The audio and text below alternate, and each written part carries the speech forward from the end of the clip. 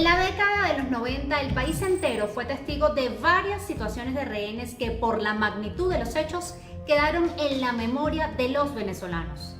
Los medios de comunicación jugaron un papel importante en cada uno de estos casos, pues transmitían en directo lo que iba aconteciendo en cada situación.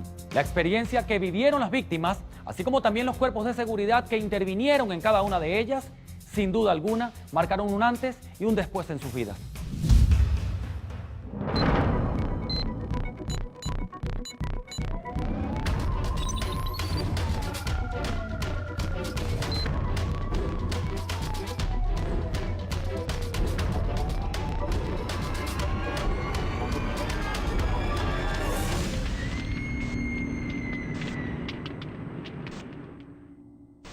Rostros del Crimen está apegado a hechos estrictamente reales. No hay recreaciones ni dramatizaciones. Sus protagonistas hablan desde el rigor del suceso. La tarde del 23 de junio de 1995, 3 delincuentes ingresaron a una vivienda ubicada en la urbanización San Román para robar. Al ser percatados por la policía, estos huyeron. Se llevan inclusive un rehén de la residencia a un joven y en ese interín se ven que hay una calle ciega y dejan al joven y entran al centro de otorrino del urológico San Román. Allí el jefe de patrullaje de Polibaruta comienza a dialogar con ellos, comienza las primeras negociaciones para que esta persona les ponga la actitud. Estaba muy violenta, pero cuando ingresan al centro, esta gente dice que no se van a entregar, allí sueltan al muchacho. Entran en un consultorio donde hay 7 personas, 7 damas, 7 mujeres. 2 de ellas logran esconderse dentro de la instalación y pueden aprender a 5 damas de allí. Para ese momento continuaba la negociación con los delincuentes, quienes no accedían a las peticiones de los policías, sino que por el contrario tenían ciertas exigencias para no acabar con la vida de estas mujeres. Eran una doctora, una secretaria y 3 enfermeras las que estaban aquí. ¿Por qué tengo conocimiento de esto y por qué yo acudo al sitio? Porque yo en 1995 trabajaba en la División Nacional contra Robo del Cuerpo Técnico de Policía Judicial y los primeros que reportan por la sala de transmisiones es un robo a una residencia, a una quinta. Y estando yo de guardia me traslado al sitio y por eso es que tuve cierta participación en cuanto a la llegada y observar desde el sitio que me permitían accesar y el conocimiento que es la información que yo puedo aportar. Transcurridos casi 10 meses de esta situación de rehenes, otra situación ocurrió en la urbanización Terrazas del Ávila, en Caracas. El 15 de abril de 1996, 2 delincuentes sometieron a 2 mujeres en la urbanización Chubao, en Caracas. Posteriormente, una de ellas fue llevada hasta su vivienda en la urbanización Terrazas del Ávila. Hasta ese momento se desconocía la cantidad de personas que habían dentro del interior del apartamento. Lo que sí sabíamos con certeza, por boca de los familiares, eran que dentro del apartamento estaban 2 hermanas, que eran las hermanas Monagas, y por supuesto nos habían aportado todo aquellos a lo que ellas se dedicaban, que eran estudiantes universitarias, pero realmente nosotros como autoridades policiales desconocíamos quiénes eran los delincuentes que se encontraban en el interior del apartamento. El comisario Leonardo Díaz Paruta recuerda cómo los medios de comunicación cubrían todo lo que sucedía en ese momento. Para ese momento, cada quien trata, como ustedes dicen, de llevarse el tubazo. Y allí de verdad era un hervidero, corrían periodistas de un lado a otro. En el momento se olvidaban el tipo de relación que podía existir entre un funcionario policial y el periodista que diariamente nos veíamos en la central detectivesca, pero cada quien trataba de hacer su trabajo y eso lo entendemos. Al final de ese día, antes de suscitarse los hechos, habían canales venezolanos que estaban transmitiendo en vivo y directo, o sea, habían mudado prácticamente los funcionarios trataban de hacer su trabajo e informar a la colectividad venezolana. Y aunque ese día era un día que se habían hecho varios anuncios de la rama económica, sencillamente la población venezolana estaba esperando el resultado de cómo iba a terminar Terrazas del Ávila. El 5 de abril de 1998 se presentó otra situación de rehenes en la población de Cuba Valles del Tuy, en el estado Miranda. Los medios de comunicación no tardaron en llegar para cubrir los hechos. La Brigada de Acciones Especiales del Cuerpo Técnico de Policía Judicial son trasladadas a la población de Cuba, en el estado Miranda. Una tercera situación de rehenes que deban de confrontar de un sujeto violento que momento antes comete un robo agravado y tiene por rehén a una ciudadana. En los casos mencionados anteriormente, los delincuentes tomaron a sus rehenes y por horas los mantuvieron bajo su dominio. En una situación como esa, se genera mucha incertidumbre, no solo en las personas que son retenidas a la fuerza, sino también en aquellos encargados de negociar con el fin de llegar a un feliz término. Es difícil saber por qué estos delincuentes cometen este tipo de delitos. Los estudios científicos sugieren que hay algunas variaciones en el comportamiento humano al punto de llegar a la violencia. La mente criminal se gesta por procesos neurofisiológicos alterados con la influencia del medio ambiente. El cerebro es una estructura muy compleja que ella se conecta con el mundo que la circunda a través de los sentidos. Entonces, los traumas, los efectos de estrés entran al cerebro directamente por los sentidos. Este procesa el evento y, por supuesto, genera como repercusiones lo que se conoce como traumas y trastornos de estrés postraumático. Es bueno saber que el ser humano tiene 3 etapas importantes en su vida y de ellas va a depender el comportamiento que pueda tener una persona a futuro. 3 años, 5 años de edad y 13 años de edad. Todo lo que él aprenda ahí de manera consciente o de manera inconsciente, él lo va a repetir en la vida. Y esto hablo y traigo a colación el comportamiento humano. El ser humano como tal replica comportamientos, replica patrones de conducta, pero también existe otra influencia en el cerebro humano cuando nosotros somos objetos de violencia en la etapa de la niñez y de la adolescencia, cuando nosotros somos objetos de abandono, cuando nosotros somos objetos de maltrato, ¿verdad? Todo eso va a repercutir. Estos casos demostraron cómo la actuación policial jugó un papel importante en cada desenlace.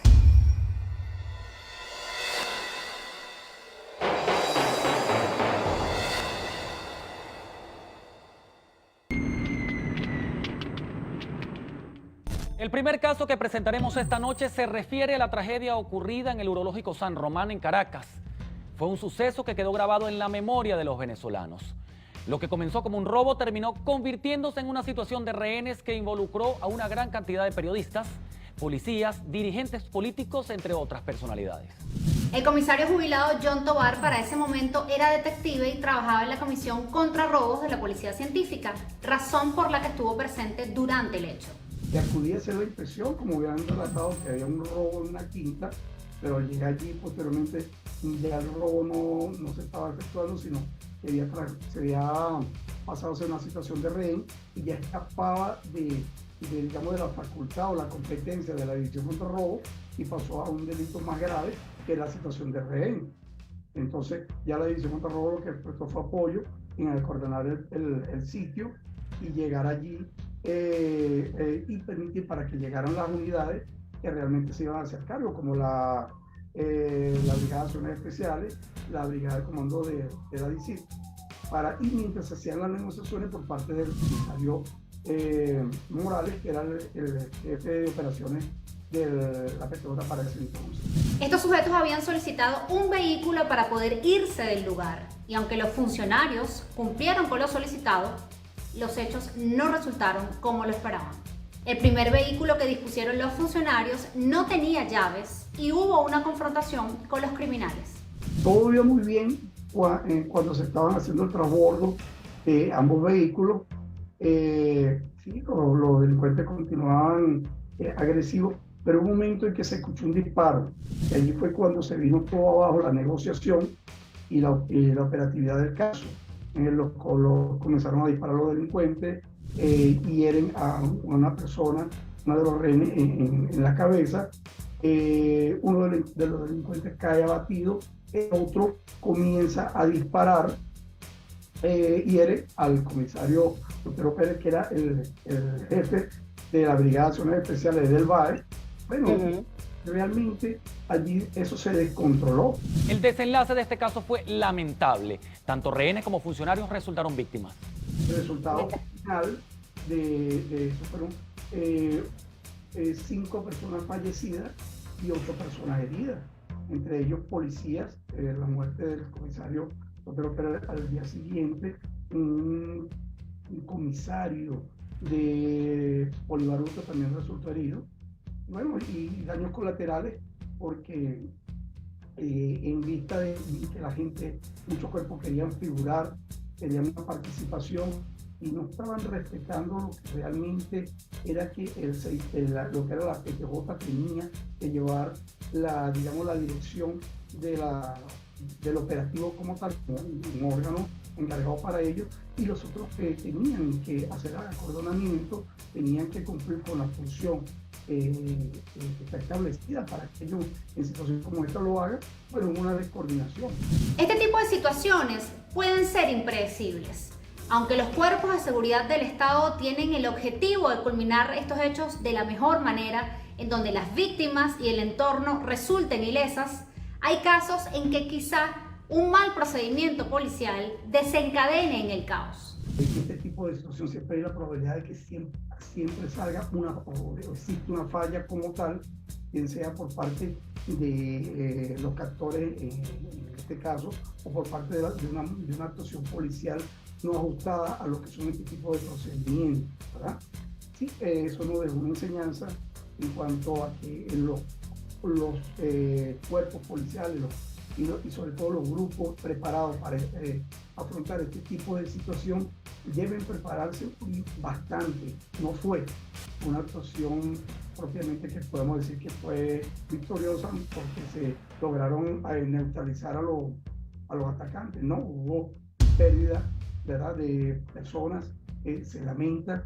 Hubo pérdida también de la credibilidad en los organismos policiales y yo pienso que eso dio mucho que reflexionar porque luego vinieron otros hechos donde se hicieron un trabajo más coordinado y el resultado fue más positivo.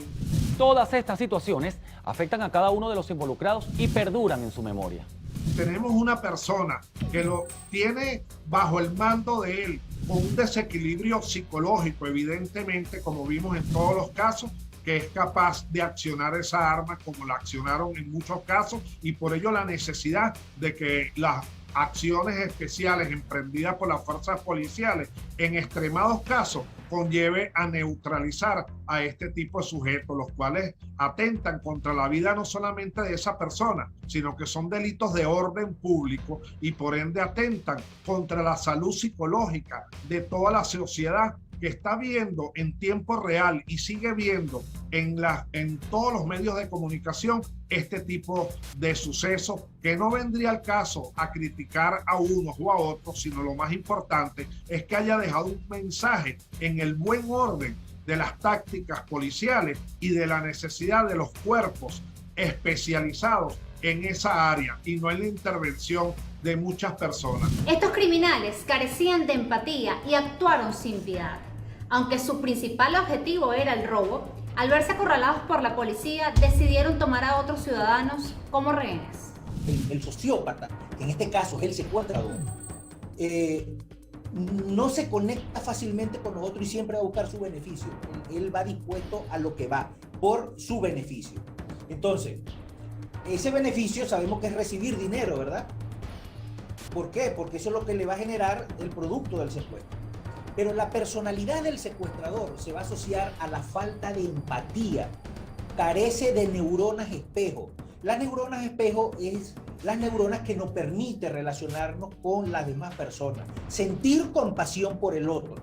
Sentir esa necesidad de cuando una persona está triste, de acercarte y reconfortarlo. Entonces, este secuestrador carece de empatía, ¿verdad? Entonces, en general, son delincuentes que han sufrido cierto tipo de abuso en algún momento de su vida, buscando con este comportamiento recuperar el control que alguna vez ha perdido. Dentro de los elementos claves de este caso figuran que de los 4 delincuentes que iniciaron el robo en la vivienda, 2 huyeron antes de la toma de rehenes en el urológico, 1 era el conductor del carro donde pretendían huir. Esos sujetos habían estado detenidos por robos anteriores. Finalmente, todos fueron capturados y sometidos a la justicia.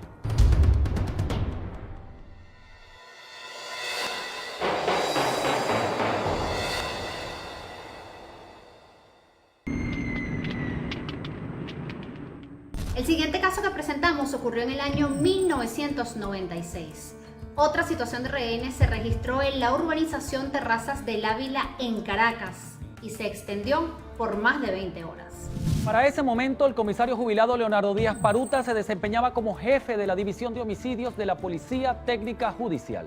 Estando ya en mi residencia, recibo una llamada telefónica de parte del grupo que se encontraba de guardia, donde me indicaban que en Terraza del Ávila se estaba realizando o suscitando una situación de rehenes. Me trasladé, por supuesto, hacia Terraza del Ávila al recibir la notificación, y al llegar allí, por supuesto, vi la presencia de los directivos de la institución, vi la presencia de muchas personas que se encontraban en el lugar, por supuesto, todos de alguna manera tratando de colaborar. Cuando digo todos, habían autoridades eclesiásticas, habían, por supuesto, el alcalde del municipio Sucre, varios diputados, el fiscal general de la República incluso se encontraba en el lugar, y desde ese momento se inició un diálogo por parte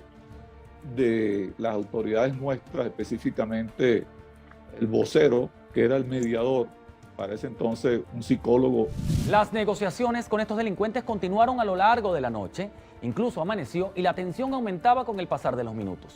La tensión que se vivía era una tensión bastante grande. Los funcionarios encargados, el procedimiento nos los entrega la Policía Municipal de Sucre, quienes son los que alertan por llamado de los familiares, alertan la situación de rehenes que se estaba realizando a consecuencia de un robo ocurrido en el sector de Chuao.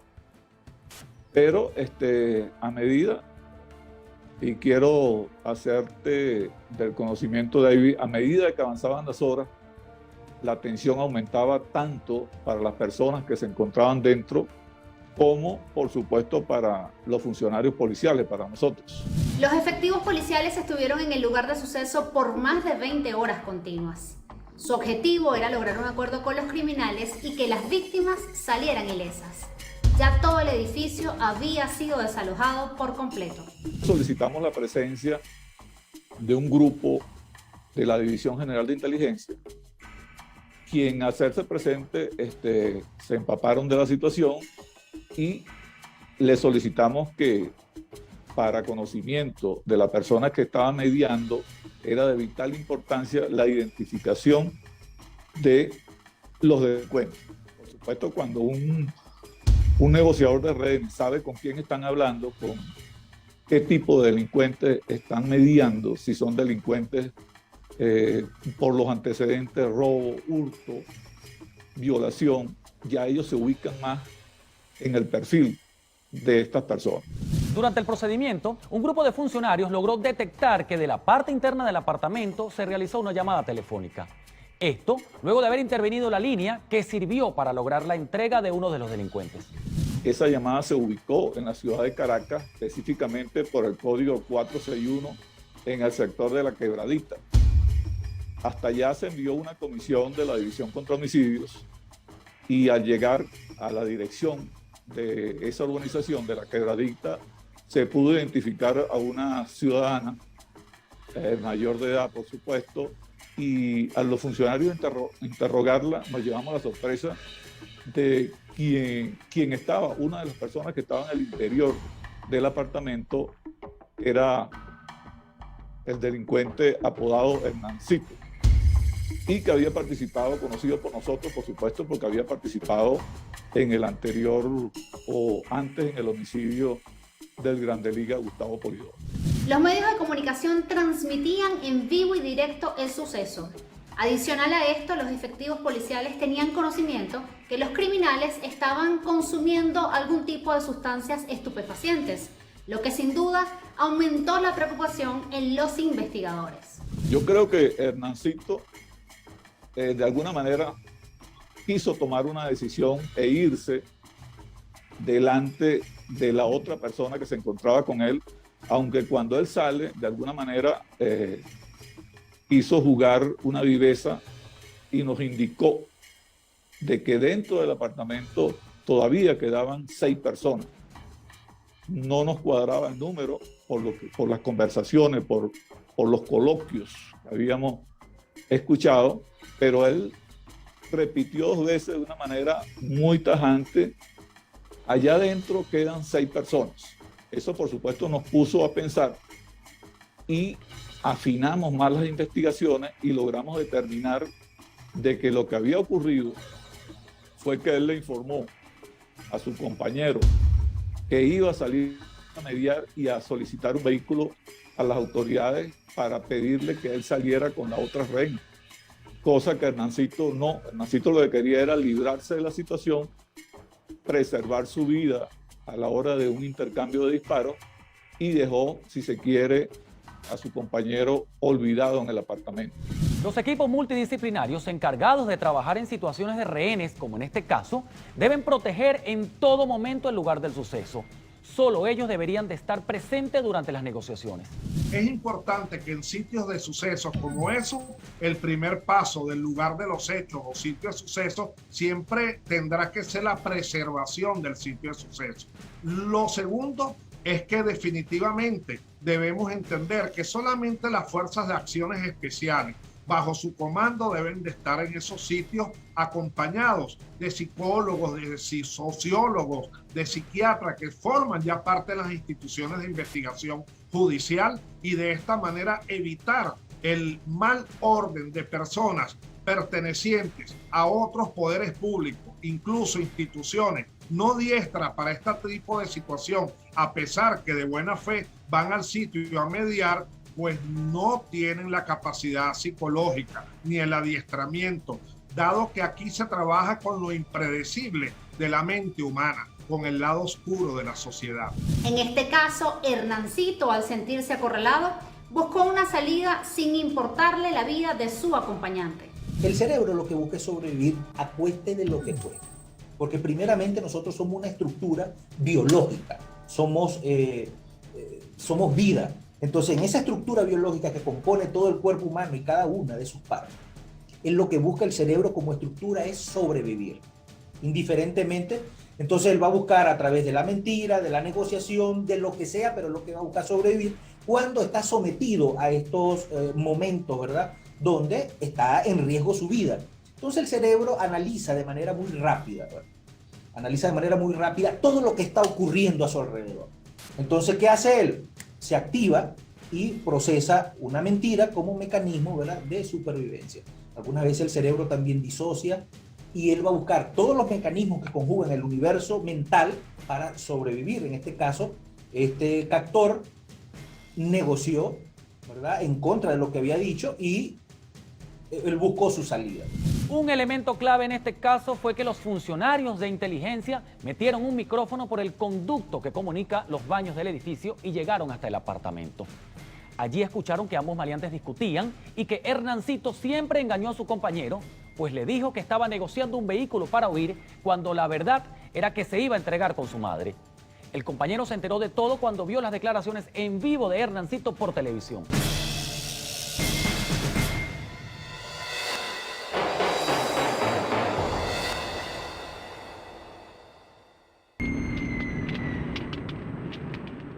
Un tercer caso con rehenes paralizó al país en el año 1996.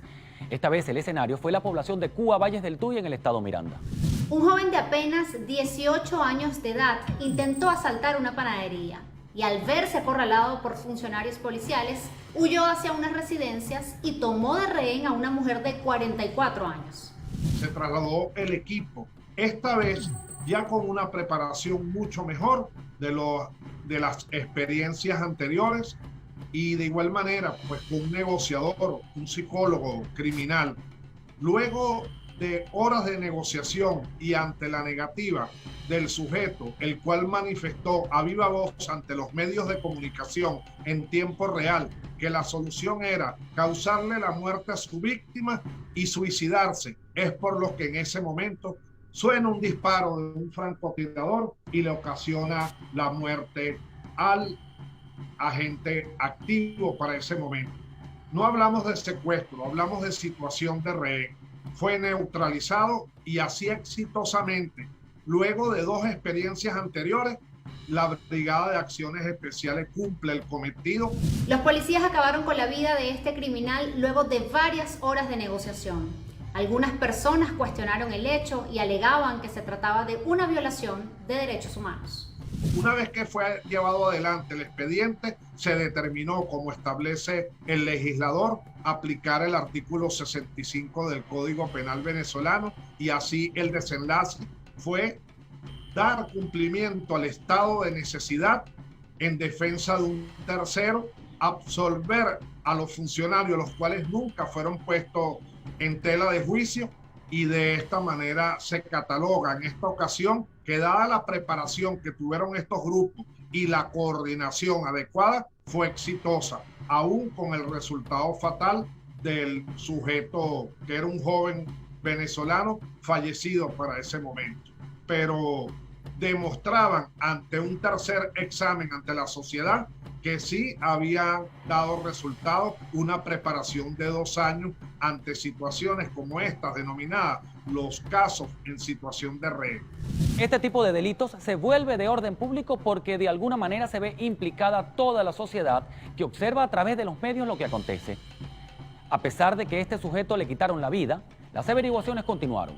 Se apertura el expediente penal y una vez con los resultados dados, pues corresponderá de igual manera desarrollar una investigación para determinar no solamente los delitos que haya cometido previamente el que resultó ser la víctima o fallecido ante la acción policial, que era un robo agravado en un local comercial de la población de Cuba, sino también se determina el cierre del expediente previa investigación, dado que no hay responsabilidad.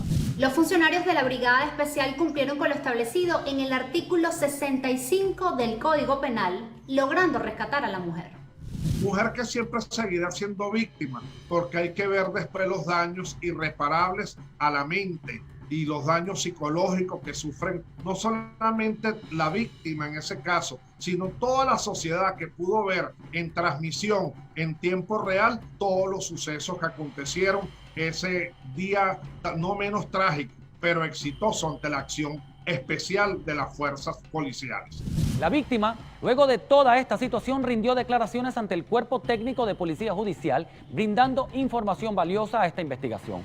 Aunado a todos los testigos que presenciaron desde los primeros momentos el delito que se estaba perpetrando y cómo se ocasiona la situación de rehén. De esta manera que el cúmulo, que en la fase preparatoria se llaman elementos de convicción, puedan servir de manera inmediata para el cierre de la investigación y un acto conclusivo de sobreseimiento, dado la correcta y exitosa actuación policial en este tercer caso en la misma década de los años 90. Este sujeto siempre mostró ser una persona muy agresiva, de frialdad, alta peligrosidad y sin sensibilidad. Al disponer totalmente, estas personas, al disponer totalmente de la libertad y la integridad y la vida misma de la víctima, ¿verdad?, el delincuente exhibe violencia, ¿verdad?, pero exhibe violencia ¿con qué? Con frialdad. Él no demuestra ningún tipo de afectividad. Estos delincuentes carecen de interrelación y compasión por el otro, llegando a disfrutar este tipo de situaciones. Ese placer que causa, ¿verdad?, lo podemos ver en la manera de actuar de manera frívola, ¿verdad? Él siente de alguna u otra manera un cierto grado de recompensa, ¿verdad?, por lo que está haciendo. Me siento importante, ¿verdad? Tengo el control de todo y él ya está en lo que está. En los 3 casos presentados esta noche podemos ver que existe una relación. Todos se iniciaron como un robo y fueron cambiando su rumbo a medida que transcurrió el tiempo. Y ahí podemos ver la peligrosidad no solamente del delito, sino la peligrosidad de las personas que lo cometen, del sujeto, desde el punto de vista psicológico, desde el punto de vista psiquiátrico, de manera que eso afecta y da un mensaje negativo a toda la sociedad. En este caso, todos iniciaron en el primero con el robo a una vivienda. En el segundo, en situaciones distintas pero similares, el desenlace fue en un inmueble en Terrazas del Ávila, y en este tercer caso en la perpetración de un robo agravado, o bien conocido coloquialmente como un atraco, y de ahí vino el desenlace en los 3 casos de lo denominado situación de rehenes. Indudablemente que la policía demostró destreza y aprendizaje, un desarrollo en la acción policial entre el primer caso y el último caso de los mencionados. La preparación y coordinación policial demostró en este último caso que se puede lograr un buen final en la solución de situaciones de rehenes. Sin embargo, vale destacar que este sujeto, antes de someter a la mujer, había herido a un niño en su afán de huir de la policía al verse frustrado el robo de la panadería.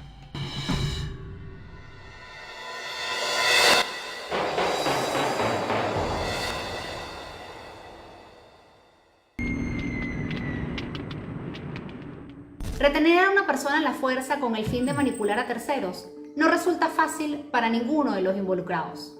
Para nuestros invitados de esta noche, haber participado en estos casos les dejó un gran aprendizaje, no solo en lo profesional, sino en lo personal. Hay un aprendizaje en cuanto a lo mismo, a la misma preparación, a la misma negociación y a la misma parte de la fuerza letal que se utiliza en estos operativos. Indudablemente que el mensaje que envió todo ello es la necesidad de la coordinación policial, la necesidad de que se mantengan grupos de acciones especiales adiestrados, incluso como lo era antes a nivel internacional, por las mejores fuerzas de combate y comandos en el mundo, lo cual se adapta a la cultura de esa sociedad y puedan actuar de manera, sobre todo, multidisciplinaria. Hay que afinar, que hay que seguir instruyendo a nuestros funcionarios. Son situaciones muy difíciles y estamos, como te dije anteriormente, capacitados para resolverlas. Pero lo principal en este tipo de situaciones es la coordinación. Esa palabra es muy importante. La coordinación en el lugar entre los cuerpos de seguridad del Estado. Porque una vez que nosotros coordinemos que las policías municipales deben encargarse de la protección del sitio del suceso, y una vez presentes las autoridades deben entregarle el procedimiento, muchas veces no ocurre y existen héroes que lo que hacen, entre comillas, es complicar la situación de este tipo de casos. Necesitamos preparación constante, los organismos policiales, los grupos especializados en esta materia tienen que tener logística, tienen que tener realmente y vivir estas malas experiencias como se ha vivido en cualquier parte del mundo, de Latinoamérica, en cuanto a la delincuencia. Que no llevo la experiencia, me deja la experiencia que podemos organizar mejor, tenemos que coordinar entre los altos jefes policiales y realmente que estén en el lugar y en el sitio las personas necesarias para que todo salga o tenga un final, un desenlace esperado y sea positivo. Todos y cada uno de nosotros podemos ayudar a mejorar la conducta de los niños y jóvenes que con el pasar del tiempo pueden estar propensos a convertirse en potenciales delincuentes capaces de cometer delitos de alto impacto.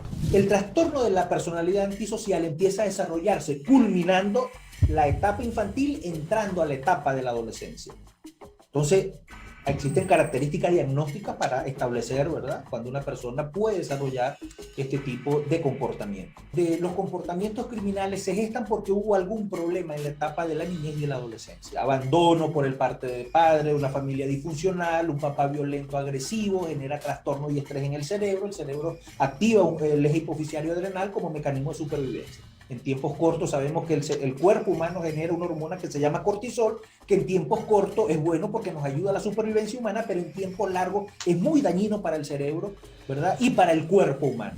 Liderar situaciones de interés de investigación criminal es algo que hoy extrañan quienes se encuentran fuera del país, pues para eso fueron formados. Son situaciones que uno realmente nació para ser policía, y este tipo de situaciones, llámese Terrazas del Ávila, llámese cualquier tipo de caso interesante, de verdad hace falta ese tipo de hechos que de alguna manera activan la adrenalina, reunirse con los funcionarios, tomar decisiones, qué vamos a hacer, porque como te dije antes, todo es un equipo, no es el jefe, es el equipo que te rodea, pero sí hacen falta y por supuesto uno extraña ese tipo de situaciones. Es importante que la comunidad crea en los cuerpos policiales y que tengan contacto con ellos al momento de presentarse cualquier situación irregular. Los investigadores criminales deben continuar su preparación día a día y ayudar a la ciudadanía. El mensaje a los funcionarios, tanto del cuerpo técnico o de la Policía Técnica Judicial, es muy claro y directo. Prepararse, seguir profundizando en este tipo de casos que sabemos se siguen evaluando en las aulas, qué pasó, por qué ocurrió de esta manera. Yo creo que el mensaje es tajante: prepararse y querer esta profesión. Esta es una profesión que por supuesto somos servidores públicos, nos debemos a la ciudadanía, nos debemos a la sociedad, y para ello debemos seguir profundizando y preparándonos. La necesidad de seguir manteniendo, como fue clásicamente, el resguardo del sitio de suceso, el resguardo del lugar donde están aconteciendo los hechos, hasta que se traslade, como eran épocas pasadas, un órgano rector, un órgano principal que tome el mando y venga adiestrado con distintos funcionarios, no solamente de acciones especiales, sino también, como ocurrió exitosamente en la situación de rehén de Cuba en el estado Miranda, acompañados de un experto, no solamente comisario de carrera y criminalística, sino también un comisario que era diestro en la psicología, un profesional de la psicología, de la conducta humana, acompañado de otros profesionales. Evidentemente que acá también necesitamos tecnología, necesitamos lo último de los avances que se tienen en este campo. También se tiene que tomar en cuenta las estructuras donde se están operando, donde se va a hacer el tipo operativo, y la peligrosidad, también el estado psicológico del delincuente. Esto tiene mucho que contar para que el resultado final sea positivo o arroje las menos pérdidas de vida humana necesarias. Recuerden ustedes que aquí estamos hablando de que hay estados que están alterados, hay gente que en un momento determinado de este tipo de situación hay un estrés de parte de los delincuentes, los secuestrados o los rehenes, y también de los funcionarios, de los policías que van a hacer la intervención, porque está en juego siempre la vida de todos los actores que en la situación se puedan encontrar.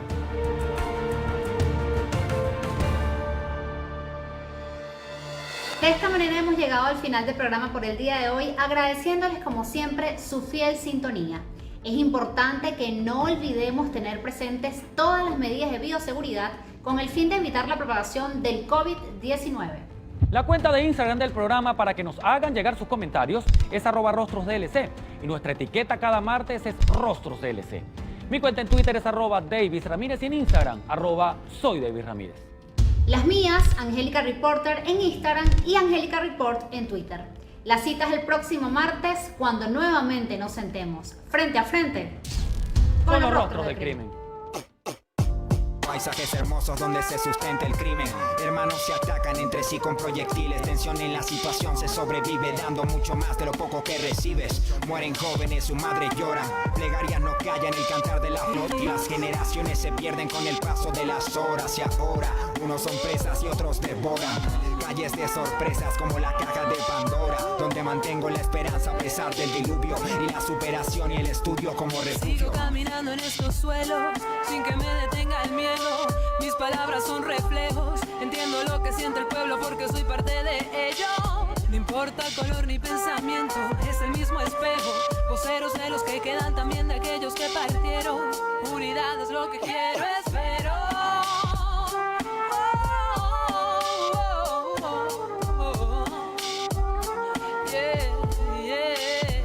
Yeah. Subjetivo quien produce. Proverso, Valeria Áñez.